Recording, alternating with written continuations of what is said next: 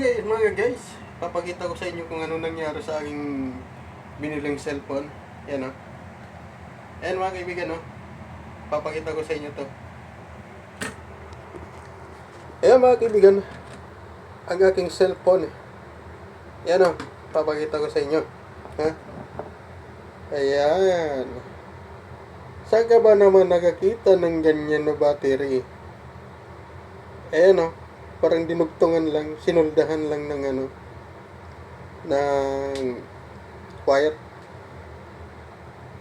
Yeah, mga kaibigan, ano ba to? Ano bang nangyari dito? Yan, cellphone. Wala pang battery.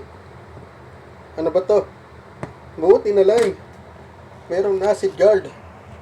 Nakakatulong sa pagtanggal ng stress. Acid guard. Ito yung acid guard na ininom ko ngayon.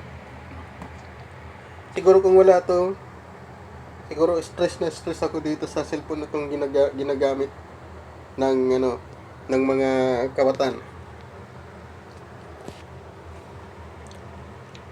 Yan, acid guard lang kailangan natin. Acid guard.